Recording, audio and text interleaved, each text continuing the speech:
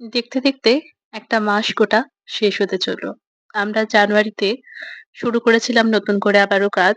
বেশ কয়েকদিন মাঝে বন্ধ ছিল। তারপর আমাদের টুকটুক করে কাজ এগিয়েছে।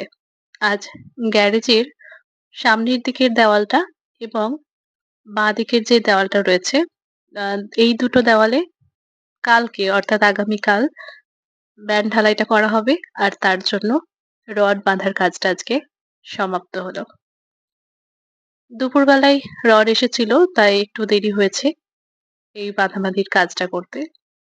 এবার কাল সকাল থেকে পাটা পেটানোর কাজ চলবে এবং এই যে নিচেতে টুকরো ইট বা পাথর কিছু একটা দেওয়া হবে সেই সমস্ত কাজ চলবে। তো মোটামুটি কালকে দুপুর নাগাদ পাটা এবং বাকি কাজগুলো কমপ্লিট হয়ে যাওয়ার পর এটা ঢালাই করা হবে। আশা করা যাচ্ছে কালকে বিকালের মধ্যে এই ঢালাইটা কমপ্লিট হয়ে যাবে। টুকটুক করে কাজ এগোচ্ছে, বেশ ভালো লাগছে। এবার সাইডে আসলে একটা অন্যরকম ফিলিংস হয়। এদিকে সেন্টারিং মিস্ত্রি দুটো আমাদের এই রড বাঁধাবাঁধির কাজগুলো করছিল। একজন রাজমিস্ত্রি এবং তার হেল্পার মিলে এদিকের দেওয়ালটা গাঁথনির কাজ হচ্ছিল। সব মিলিয়ে আজকের কাজ এইটুকুই। পরবর্তী কাল কি কাজ হয় দেখানো যাবে।